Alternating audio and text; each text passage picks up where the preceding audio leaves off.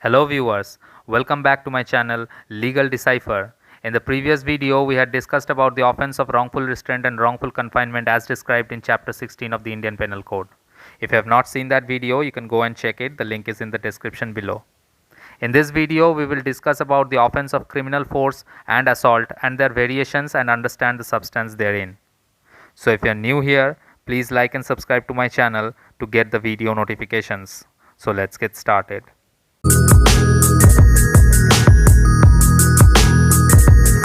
So in this video we will cover that part of the chapter 16 that talks about criminal force and assault and all their derivatives.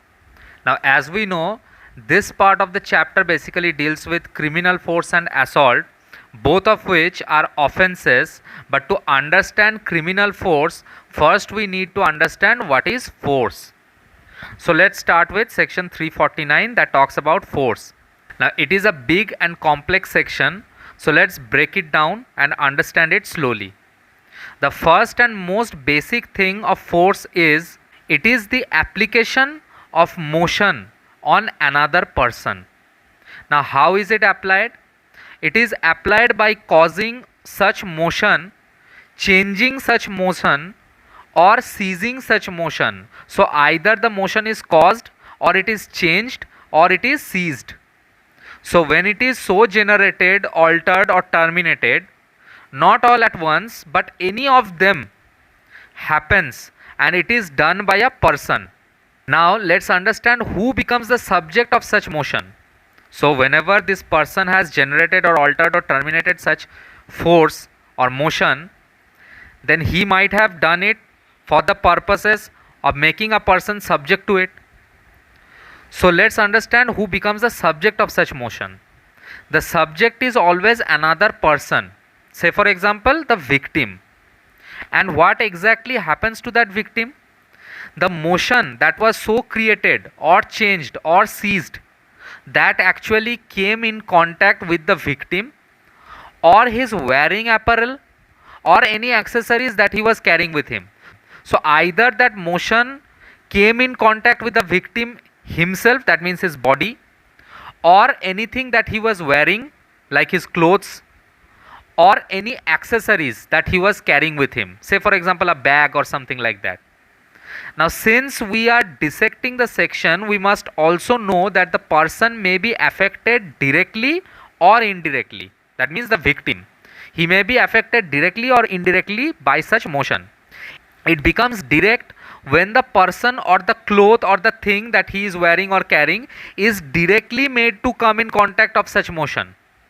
But it becomes indirect if the motion is applied on anything that is so situated that it will affect the person. Say for example, the person was standing beside a fence or a pole, and such motion was caused to such pole or fence, and that fence broke down or that pole fell down upon such person and came in contact with him. So it may be directly administered on the victim, or it may be administered to a certain object that is in such a situation that it will affect the person. Now how will this victim be affected? The victim will said to be affected if he has a sense of feeling. So this victim will be said to be affected if the sense of feeling of the victim is affected. So if it affects the 5 sensory organs of the victim, then it can be said that such causing, changing, or seizing of such motion has affected the victim. Now till now we had understood how force will work. Now by going through the provisos, we will understand how such motion that we were talking about can be caused, changed, or seized. It can be done using any of these 3 methods, that are firstly his own bodily power. By using his own bodily power. The bodily power of which person? The person who is wanting to cause, change, or seize the motion.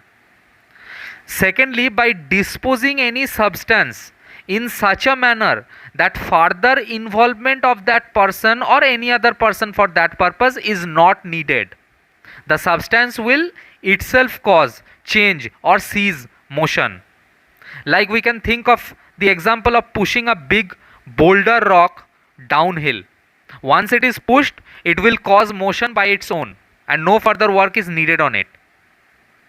And thirdly, by inducing any animal to move, to change its motion or to seize it to move. Here we can also think of an example of whiplashing a horse so that it starts running. You can read some of these illustrations that are mentioned here. So till now that we have understood what force is, if we simply add criminal intention to it, then such force coupled with a criminal intention will become a criminal force. So that is what section 350 says. It says if force is used on any person without his consent in order to commit or intending to commit offense by using such force, knowing that such force may cause injury, fear or annoyance to that victim, then such kind of force will be called criminal force. Now let's move on to section 351 that talks about assault. So let's understand assault. Section 351 says assault is any gesture or preparation that will put an apprehension in the mind of the victim that this person is about to use criminal force upon him. So assault is basically a gesture or any kind of preparation. If done, then the victim upon whom such assault is inflicted immediately apprehends in his mind that this person, this offender, is going to use criminal force upon me. That gesture or that preparation has made it clear to him that this person will very likely use criminal force upon me. He has apprehended that in his mind.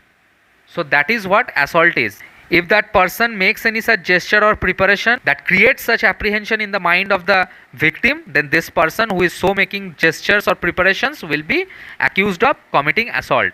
Now explanation says that mere words do not amount to assault. So if a person is threatening another one that I will kill you or I will cause hurt to you or I will slap you or this or that, then mere words do not amount to assault. But the words which a person uses may give to his gesture or preparation such a meaning as it may make those gestures or preparations amount to an assault. Say for example, if the person is saying that I will slap you, then the mere use of such words would not amount to assault. But if he is actually raising his hand and making such a posture that he is going to slap this person, and along with that he is actually saying that I will slap you, so he is using those words and using such gesture.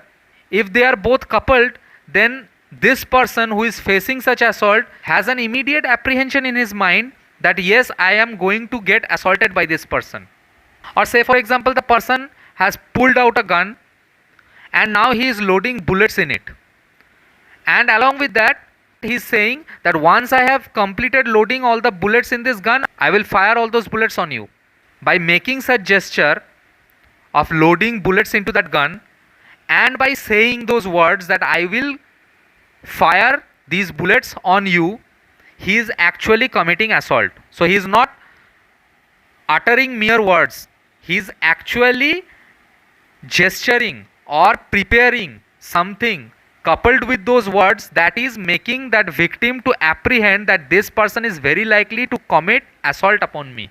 Now section 352 punishes for assault or criminal force otherwise than on grave provocation. So if it is caused upon grave provocation, then that will not be covered under this section. This section only covers those incidents where there was no such grave provocation but an assault or criminal force was committed. So that person would be punished with imprisonment for either term which may extend up to 3 months or with fine which may extend up to 500 rupees or both. Now the explanation says that grave and sudden provocation will not mitigate the punishment for an offence under this section if the provocation is sought or voluntarily provoked by the offender as an excuse for the offence. So if the provocation was sought for or he was voluntarily provoked, then that will not fall under the exceptions. That will be covered under this section actually. Now, if the provocation is given by anything done in obedience to the law or by a public servant in the lawful exercise of the power of such public servant, then also it will not fall under this section. Now, if the provocation is given by anything done in the lawful exercise of the right of private defense, then also this section will not be applicable. And whether the provocation was grave and sudden enough to mitigate the offense is a question of fact. It will have to be proved by factual evidences. Now, section 353 talks about assault or criminal force to deter public servant from discharge of his duty. So what happens if a person commits assault or criminal force to deter a public servant from discharging his duty? So that person will be punished under this section with imprisonment of either description for a term which may extend to 2 years, or with fine, or with both. According to section 354, assault or criminal force to woman with intent to outrage her modesty is covered. So if a person tries to assault or put criminal force upon a woman with the intent to outrage her modesty, so his intention was to outrage the modesty of such woman, in that case if he commits assault or criminal force upon that woman, then he shall be punished with imprisonment for either description which shall not be less than 1 year but which may extend to 5 years, and shall also be liable to fine. Now section 354A talks about sexual harassment and punishment for sexual harassment. So what is a sexual harassment? A man committing any of the following acts would fall under the term sexual harassment. So if the man is doing any of these 4 acts, then he is actually sexually harassing a woman. If he physically contacts or makes advances involving unwelcome and explicit sexual overtures, so he is doing such kind of acts like physically contacting with that woman, or advancing unwelcome or explicit sexual overtures to that woman, or if he is demanding or requesting for sexual favors, or if he is showing pornography against the will of a woman to such woman, or if he is making sexually colored remarks, then in all those cases he is actually sexually harassing that woman and he shall be guilty of that offense. Now any man who commits any offense that are mentioned in clause 1, 2 and 3, then he shall be punished with rigorous imprisonment for a term which may extend to 3 years, or with fine, or with both. But if such man commits the offense that is specified in clause 4, then he shall be punished with imprisonment for a term which may extend to 1 year, or with fine, or with both. Now section 354B talks about assault or use of criminal force to a woman with intent to disrobe her. So if that person tries to disrobe such woman, so if that person tries to take off the wearing apparels of a woman by using assault or criminal force upon her, then such man has committed an offense under this section and he shall be punished with imprisonment for a term which shall not be less than 3 years but which may extend to 7 years, and shall also be liable to fine.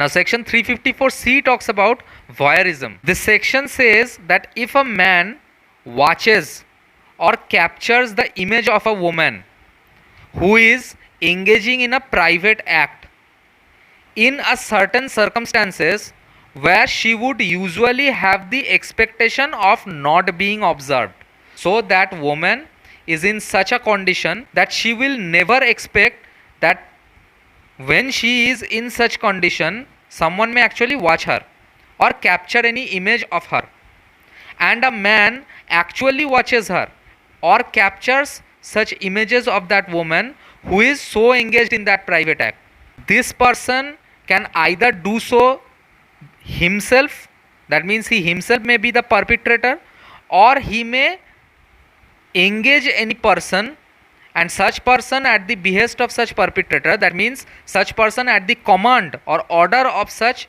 person does so, that means watches or captures the image of such woman, or disseminates such image. To disseminate means to spread widely. So the image of such woman engaged in such private act has been spread widely. For doing so, this person shall be punished on first conviction with imprisonment of either description for a term which may not be less than 1 year but which may extend to 3 years, for any term that may be between 1 year to 3 years for the first time, that means for the first conviction, and he shall also be liable to fine and be punished on a second or subsequent conviction. So now if the person has done that again and he has been subsequently convicted again, then for such subsequent conviction he will be imprisoned for a term not less than 3 years but which may also extend to 7 years. So in that case of subsequent conviction, he shall be punished with imprisonment for any term between 3 years to 7 years and shall also be liable to fine. Now the explanation says, for the purposes of this section, private act includes an act of watching carried out in a place which in the circumstances would reasonably be expected to provide privacy.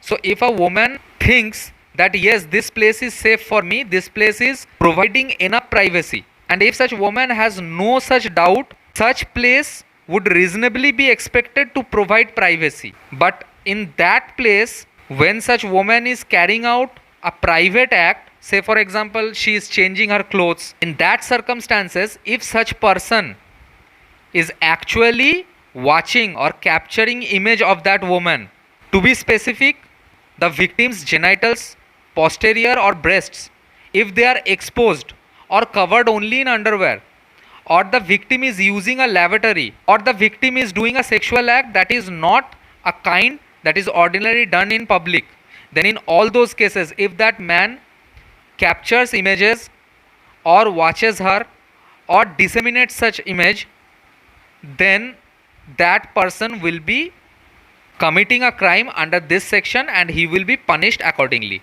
Also explanation 2 says that where the victim consents to the capture of the images or an act but not to their dissemination to third persons. So say for example the victim has actually consented that yes, you can capture the images of this particular act, but she did not consent the dissemination of those images to third persons. That means she did not give any permission to such person that you go and spread these images to any third person. And if such person so spreads those images or so does disseminate those images, then that person has actually committed an offense under this section. So the consent of the victim to capture the image does not mean that such person can go and spread them. Section 354D talks about stalking. Now what is the offense of stalking? Any man who follows a woman and contacts her or attempts to contact such woman to foster personal interaction repeatedly despite a clear indication of disinterest by such woman. So what does this person do? This person goes to a woman and says that I want to make friendship with you or I want to start a relationship with you, and he actually follows that woman everywhere that woman goes or tries to make contact with her. Say for example he suddenly appears in all those places that such woman is about to go, or that woman generally visits due to her own natural causes. Say for example the person visits the locality where the woman stays or where the woman carries out her job. So if this person starts appearing in all those places and he is trying to or attempting to try to contact such woman to foster a personal interaction, and he is doing so repeatedly despite a clear indication of disinterest by such woman, so the woman is not interested in him and that woman has clearly indicated that she is not interested in that person, but this person has repeatedly trying to interact with such woman, and for that he is following that woman, making contact with her or trying to or attempting to contact with such woman to foster a personal interaction. Or if such person monitors the use by a woman of the internet, so whenever that woman is active or online, this person tries to disturb her or sends her email or any other form of electronic communication. So either that person follows her digitally or physically, that person is committing the offense of stalking if he is doing all these acts that are mentioned here. Now, provided that such conduct shall not amount to stalking, if that man who pursued proves any of these things. So, there are exceptions to the offense of stalking. So, a person may actually follow a woman, but that will not fall under stalking if any of these three happens. The first is if that man is pursuing that woman for the purpose of preventing or detecting crime. So either that woman is trying to commit any crime or is about to involve in such crime, and this person and who is accused of stalking had been entrusted with the responsibility of prevention and detection of crime by the state.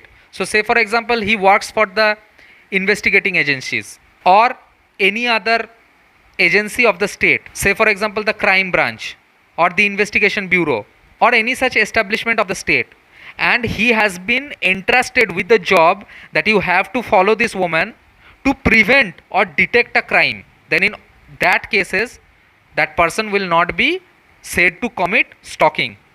Or if such person pursued that woman because he had to comply with the condition or requirement under any such law that was imposed on that person by such law. So he was actually following the law. The law had imposed such duty upon him to follow that particular woman. Then that will not fall under the offense of stalking. And in the particular circumstances, such conduct was reasonable and justified. So if the circumstances was such that the conduct was reasonable and justified, then also that will not fall under stalking. For example, let's say the woman has dropped her purse and the woman did not know about it. So she dropped the purse somewhere and she moved away from that place. Now this person actually saw the purse and he collected it and he ran after that woman, and he repeatedly tried to call her or he followed her, and this woman thought that this person is actually following her for some ill motive. So she tried to run away from him, and later she charged him with the offense of stalking.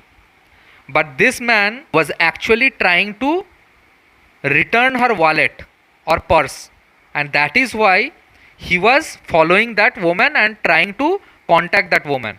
Now that will not fall under the offense of stalking because that was reasonable and justified under such circumstances.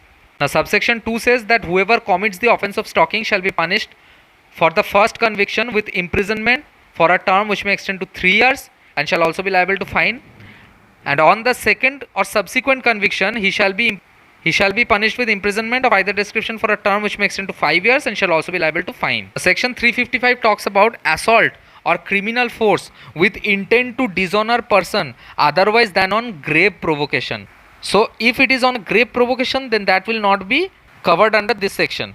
But if such person on any other ground assaults or uses criminal force with the intention to dishonor a person, then he shall be punished with imprisonment for a term which may extend to 2 years or with fine or with both. Now section 356 talks about assault or criminal force in attempt to commit theft of property carried by a person. So say for example a person was carrying a purse or a mobile or a golden chain, he was wearing a golden chain. So anything like that, that is a property carried by a person, and the offender actually attempted to commit theft of that property. So he tried to snatch the chain, or he tried to snatch the bag away from him, or he tried to pickpocket the phone, and actually used assault or criminal force to do so. Say for example he slapped that person, or he tried to push that person with a criminal intention. So he basically used force in a criminal way. So he actually assaulted or used criminal force to do this kind of act.